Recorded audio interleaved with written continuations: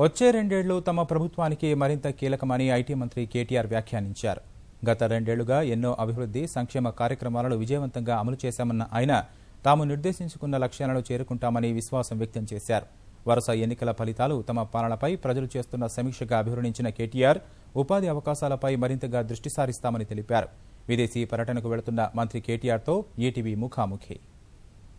అనేక కీలక కార్యక్రమాలు ముందంజలు తీసుకుంది. రెండేళ్లు పూర్తయిన నేపథ్యంలో రాష్ట్ర ప్రభుత్వ పాలనకు సంబంధించి ఇతర విషయాలకు సంబంధించి మంత్రి కేటీఆర్ గారు తెలంగాణ రాష్ట్రానికితో పాటు మీ ప్రభుత్వానికి రెండేళ్లు పూర్తయ్యాయి. ఈ రెండేళ్ల అనుభవం గురించి మీరు ఏం చెప్తారు? రెండేళ్లలో ప్రజలు కోటి ఆశలు పెట్టుకున్న ఈ కొత్త రాష్ట్రంలో సంక్షేమ కార్యక్రమాల విషయంలో డెఫినెట్గా సంతృప్తికరమైన ఫలితాలు వచ్చాయి. అభివృద్ధి కార్యక్రమాలు కొన్ని అమలు ప్రారంభమైనాయి, కొన్ని ఇంకా అమలు చేసే దశలో ఉన్నాయి. ఇంకా చాలా రకాల కార్యక్రమాలకు సంబంధించి ప్రజల్లో ముఖ్యంగా ఉపాధి కల్పనకు సంబంధించిన అంశాల మీద దృష్టి పెట్టాల్సి ఉంది. పెట్టుబడులు రాబట్టడం, ముఖ్యంగా ప్రైవేట్ సెక్టర్లో ఎంప్లాయ్మెంట్ క్రియేట్ చేయడం, స్కిల్ డెవలప్మెంట్ చేయడం, ఇలాంటి రంగాల్లో మరింత దృష్టి సారించాల్సిన అవసరం ఉంది. చాలా రకాల ప్రయత్నాలు జరుగుతూ ఉన్నాయి. గౌరవ ముఖ్యమంత్రి గారి నేతృత్వంలో చాలా రకాల కార్యక్రమాలు అంటే గతంలో ఎవరు ఊహించని స్థాయిలో జరుగుతూ ఉన్నాయి. కాబట్టే ఈరోజు ఏ ఎన్నిక వచ్చినా ప్రజలు మీరు ఈరోజు పాలేరు ఉప ఎన్నిక ఫలితాలు కూడా మీరు చూశారు. అందులో కూడా 22 నెలల్లోనే దాదాపుగా 22 రెట్ల ఓట్లు 2014లో మాకు వచ్చిన ఓట్లతో ఈరోజు వచ్చిన ఓట్లు పోలిస్తే 24-25 రెట్ల ఓట్లు వచ్చినాయి. కాబట్టి దాన్ని బట్టే మీరు అర్థం చేసుకోవచ్చు ఏ రకంగా ప్రజలు మరి ఈ ప్రభుత్వాన్ని, మా కేసీఆర్ గారి నాయకత్వాన్ని ఏ రకంగా ఆమోదిస్తున్నారో, ఏ రకంగా నిజంగా కూడా చెప్పాలంటే ఒక రకంగా ఇది ప్రజల సమీక్ష, ఆ సమీక్ష నుంచి వచ్చిన ఫలితం అది. కాబట్టి డెఫినెట్గా చాలా బాగా జరుగుతుందని నేను అంటాను. తెలంగాణ ఉద్యమకారునిగా తెలంగాణ రాష్ట్ర ప్రభుత్వంపై మీరేమంటారు? ఇంకా చేయాల్సిన కార్యక్రమాలు ఏవైతే అంటే జరగాల్సినంత వేగంగా జరగలేదనే అభిప్రాయం ఎవరికైనా ఉంటే అందులో తప్పుపట్టాల్సింది పెద్దగా ఏం లేదని కూడా నేను అంటాను. ఎందుకంటే అల్టిమేట్గా కొన్ని కార్యక్రమాలు ప్రభుత్వంలో మనం ఎంత ఫాస్ట్గా చేయాలనుకున్నప్పటికీ, ఉదాహరణకి ఇరిగేషన్ ప్రాజెక్టు ఎంత వేగంగా చేయాలన్నప్పటికీ కొన్ని పద్ధతులు, కొన్ని ప్రాక్టీసెస్ ఉంటాయి. కాబట్టి ఆ ప్రతిబంధకాలు ఉద్యమంలో ఉన్నవారికి ఉద్యమంలో ఉన్ననాడు తెలవు. సరే, ప్రభుత్వంలో వచ్చిన తర్వాత ఇవన్నీ కూడా అర్థమవుతాయి. కాబట్టి కొన్ని ప్రతిబంధకాలు ఏవైతే ఉన్నాయో వాటిని మరి బద్దలు కొడతా ఉన్నాం, సాంప్రదాయాలను తిరగరాస్తూ ఉన్నాం. చాలా రకాలుగా సంక్షేమ అభివృద్ధి కార్యక్రమాల విషయంలో చాలా వేగంగా పోతున్నాం. మరింత వేగంగా పోవాలని ఎవరైనా కోరుకున్నట్టయితే డెఫినెట్గా ఆ ప్రయత్నం కూడా చేయాలి. కొన్ని విమర్శలు ఉన్నాయి నీటిపారుదలకు సంబంధించి కానీ, మిషన్ భగీరథకు కానీ, ఇటువంటి సంబంధించి కొన్ని విమర్శలు ప్రభుత్వం పైన ఏకపక్షంగా వెళ్తున్నారు అని. అల్టిమేట్గా ప్రజాస్వామ్యంలో ప్రజలు నిర్ణేతలు. ఇప్పుడు ఈ విమర్శలు ప్రజాక్షేత్రంలో చేశారు, ప్రజలు ఏం తీర్పిస్తూ ఉన్నారు? ఇందులో ఏదో జరిగిపోతుందని, ఏకపక్షంగా డిజైన్ చేస్తున్నారని, పట్టించుకోవడం లేదని. ఇప్పుడు వారి వాదనలు ప్రజలే పట్టించుకున్నప్పుడు మరి ప్రభుత్వం మాత్రం ఎందుకు పట్టించుకోవాలి? ఇప్పుడు మేము శాసనసభలో చర్చ పెడతామంటే పారిపోతారు. ప్రజెంటేషన్ ఇస్తాము, బాబు వినండి, చూడండి, మాట్లాడండి, దాని మీద మీ ఆలోచన కూడా చెప్పండి అంటే దాన్ని రారు. ఇక ఇది ఎట్లా ఉందంటే చంకనెక్కరు ఏడు పాపరు అన్నట్టు, చంక దిగరు ఏడు పాపరు అన్నట్టు ఈరోజు మా ప్రతిపక్షాల వైఖరి అట్లా ఉంది. కానీ ప్రతిపక్షాలు ఏమనుకున్నా ప్రజాస్వామ్యంలో అల్టిమేట్గా ప్రజలే న్యాయ నిర్ణేతలు. కాబట్టి ప్రజలు అడుగడుగునా మాకు ఆమోదాన్ని ఇస్తూ ఉన్నారు. ప్రతిపక్షాలు ఏం చెప్పినా ప్రజలు ఈరోజు మొత్తంగా టీఆర్ఎస్ వైపు ఉన్నారనేది నిర్వివాదం. కాబట్టి డెఫినెట్గా ప్రజల మద్దతు మాకున్నంతకాలం అగ్రెసివ్గానే ముందుకు పోతాం. రాష్ట్రంలో కరువు తీవ్రంగా ఉంది, కరువు పరిస్థితి, కానీ ప్రభుత్వం నుంచి కరువు నివారణ చర్యలు ఆశించినంత మేరగా లేవన్నది. కరువులో డెఫినెట్గా ఏ ప్రభుత్వం అయినా చేసేది పశుగ్రాసాన్ని అందించడం, మంచినీరు లభించే విధంగా చూసుకోవడం, ఉపాధి దొరికే విధంగా చూసుకోవడం, ఇవన్నీ రాష్ట్ర ప్రభుత్వం చేస్తోంది. కేంద్ర ప్రభుత్వం నుంచి కూడా కొంత సహాయం అడిగినంతలో కేవలం ఒక 10 పైసల సహాయం మాత్రమే వచ్చింది. కానీ డెఫినెట్గా మా ప్రయత్నం శాశ్వత కరువు నివారణ చర్యల మీద సంపూర్ణంగా దృష్టి పెట్టి చేస్తూ ఉన్నాం. టెంపరీగా కూడా ఏం చేయగలుగుతామో అది సంపూర్ణంగా చేస్తాం. మీ మంత్రిత్వ శాఖకు సంబంధించి ఏం చెప్తారు? రెండేళ్లుగా మీరు కీలక శాఖలు చూశారు. ఈ మంత్రిత్వ శాఖకు సంబంధించి అంటే ఇప్పుడు నేను ప్రస్తుతం కొత్త శాఖల్లోకి వచ్చాను. మొన్ననే మున్సిపల్ అడ్మినిస్ట్రేషన్ డిపార్ట్మెంట్ వచ్చింది. 100 రోజుల ఎజెండా కూడా పూర్తి కాబోతా ఉంది. నేను గత 2 సంవత్సరాలు కూడా పాటించిన ఆనవాయితీ ఏంటంటే 100 రోజులు, మొదటి 100 రోజులు మంత్రిగా పూర్తి చేసుకోగానే నా ప్రోగ్రెస్ కార్డు ప్రజల ముందు పెట్టాను. సంవత్సరం తర్వాత కూడా నేను మొట్టమొదటి సంవత్సరం యాన్యువల్ ప్రోగ్రెస్ రిపోర్ట్ పెట్టాను. ఈ సంవత్సరం కూడా ప్రవేశపెడతాను. కానీ ఈ సంవత్సరం నేను జూన్ 2 నాడు అమెరికాలో ఉంటాను. కాబట్టి నేను తిరిగి రాగానే జూన్ 2వ వారంలో నా అన్ని డిపార్ట్మెంట్ల మీద కూడా సమీక్ష, ఏదైతే ప్రోగ్రెస్ రిపోర్ట్ ఏదైతే ఉంటుందో ప్రజల ముందు పెడతాను. ప్రతి సంవత్సరం కూడా ఆ సాంప్రదాయాన్ని కొనసాగిస్తాను. 100 రోజుల ప్రణాళికకు సంబంధించిన అమలు ఏ రకంగా ఉంది? ఆ పనులు ఎంతవరకు? చాలా వరకు విజయవంతంగా పూర్తవుతూ ఉన్నాయి. ఏమైనా లోటుపాట్లు ఉంటే కూడా ప్రజలకు చాలా స్పష్టంగా నిర్మోహమాటంగా చెప్తాం. ఎందుకు చేయలేకపోయాము కొన్ని కార్యక్రమాలు అనేది కూడా చెప్తాం.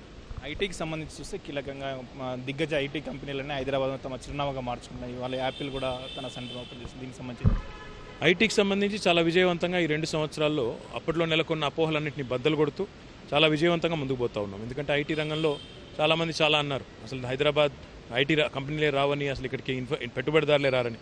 కానీ ఈరోజు మీరు గమనించినట్టయితే చాలా కొత్త సంస్థలు వస్తున్నాయి, దిగ్గజ సంస్థలు వస్తున్నాయి. ఈరోజు భారతదేశానికి ఏదైనా ఐటీ కంపెనీ, పెద్ద కంపెనీ వస్తుందంటే ముందుగా హైదరాబాద్ గురించి ఆలోచించక తప్పని పరిస్థితి వచ్చిందంటే దానికి కారణం మా నాయకుడు కేసీఆర్ గారి నాయకత్వం. చాలా క్రియాశీలమైన, ప్రగతిశీలమైన విధానాలు వారు ఏవైతే తీసుకొచ్చారో అవే కారణం అని చెప్పక తప్పదు. ఐటీఐఆర్కి సంబంధించి కొంత స్తబ్దత ఉంది. ఐటీఐఆర్ అనేది కేంద్ర ప్రభుత్వం సహకరించినా సహకరించకపోయినా మనం వేగంగా ముందుకు పోతా ఉన్నాం. ఈరోజు ఇన్ని ఐటీ కంపెనీలు వస్తూ ఉన్నాయి, ఇన్ని పెట్టుబడులు వస్తూ ఉన్నాయంటే దానికి రాష్ట్ర ప్రభుత్వ క్రియాశీలత ముఖ్యం. రెండవది కేంద్ర ప్రభుత్వం కనుక మరింత చొరవగా ముందుకొచ్చి నిర్ణయం తీసుకున్నట్టయితే, తొందరగా నిర్ణయం తీసుకున్నట్టయితే మరింత వేగంగా అభివృద్ధి చెందేదానికి అవకాశం ఉంది. పరిశ్రమల శాఖ విషయానికి వస్తే నూతన పారిశ్రామిక విధానం తీసుకొచ్చారు, అనుమతులు కూడా బాగానే ఇస్తున్నారు. ఇంకా ఏం చేయబోతున్నారు పరిశ్రమల శాఖ? ముఖ్యంగా పరిశ్రమల శాఖలో నేను చేయాలనుకుంటుంది ప్రధానంగా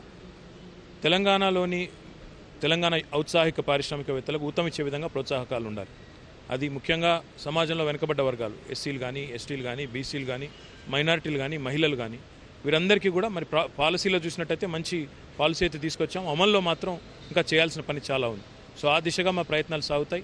మానవీయ కోణంలో పారిశ్రామిక పురోగతి జరగాలి, ఉపాధి అవకాశాలు పెరగాలి, డెఫినెట్గా రాష్ట్ర ప్రభుత్వానికి ఆదాయ వనరులు సమకూరాలి.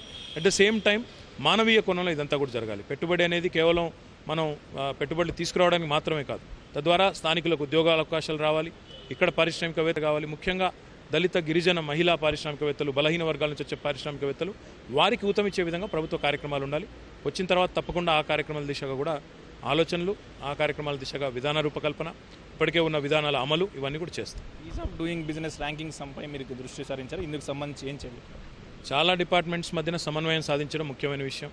రెండోది పారదర్శకమైన విధానాలు పేపర్ పైన ఉంటే సరిపోదు, అమల్లోకి రావాలి.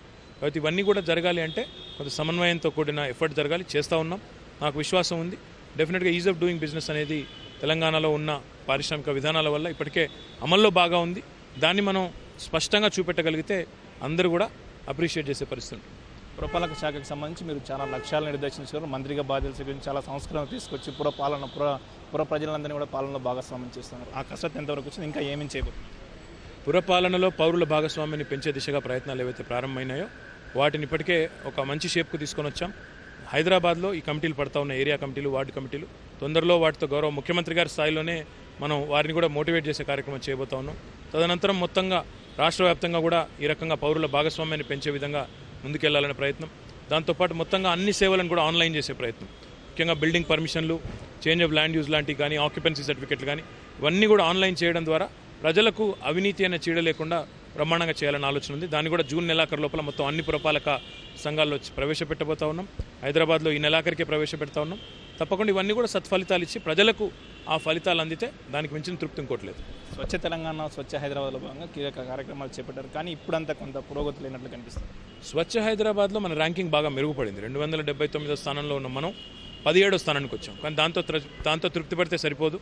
ఇది నిరంతరంగా జరగాల్సిన ప్రక్రియ, నిరంతరంగా మనం పెంచుకోవాల్సిన అవసరం ఉంది. దానికి అనుగుణంగానే ఈ సంవత్సరం టాప్ 5లో ఉండే దిశగా ప్రయత్నం చేస్తూ ఉన్నాం. కానీ కొన్ని ప్రతిబంధకాలు ఉన్నాయి, ఇబ్బందులు ఉన్నాయి. వాటిని కూడా అధిగమించి ముందుకు పోతాం. ఈరోజే అన్ని శాఖల మధ్యన సమన్వయం కోసం కంట్రోల్ రూమ్ను కూడా ఒకటి ప్రారంభించాం. అదే దిశగా ఇంకా మరిన్ని కార్యక్రమాలు కూడా చేయాల్సిన అవసరం ఉంది.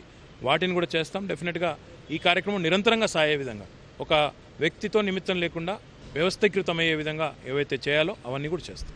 ప్రభుత్వాలు ఎన్ని చేసినా కూడా ప్రజల్లో అవగాహన ముఖ్యం. ప్రజల్లో అవగాహన కల్పించేందుకు ఎలాంటి చర్యలు తీసుకుంటారు? ఇప్పటికే కొన్ని మీడియా సంస్థలు కూడా, ఉదాహరణకి ఈనాడు కూడా సుజలాం సుఫలాం పేరుతో మంచి కార్యక్రమాన్ని చేపట్టింది.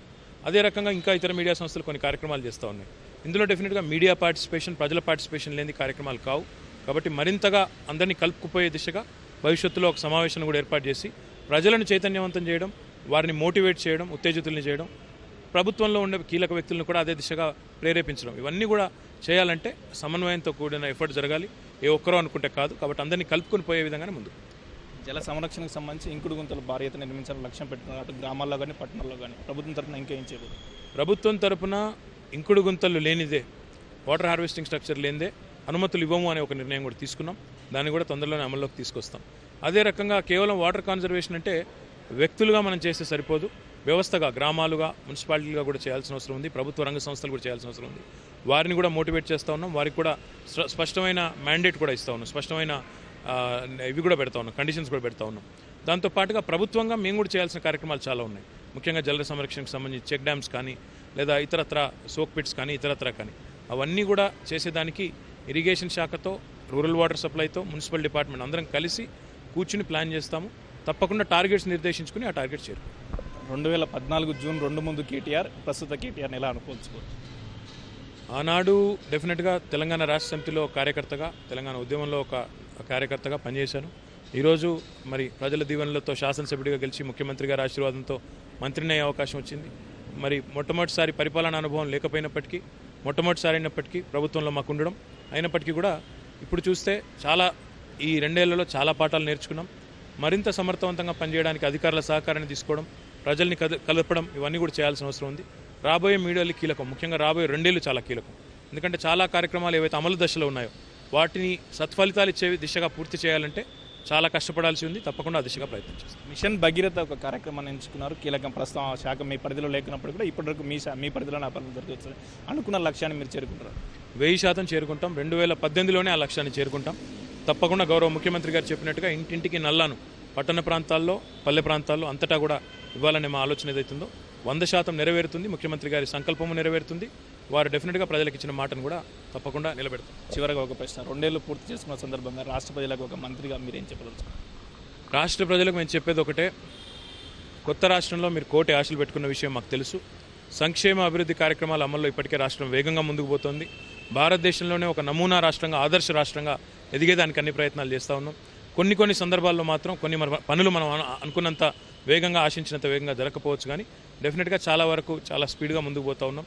ఈ క్రమంలో ఉన్న అన్ని ప్రతిబంధకాలు తొలగించుకుంటూ ప్రజల భాగస్వామ్యంతో ముందుకు పోవాలనే క్రమంలో వారి భాగస్వామ్యం, ఆశీర్వాదం ఇప్పటిదాకా అడుగడుగునా లభించింది. భవిష్యత్తులో కూడా అదే విధంగా ఉంటుందని ఆశిస్తాం.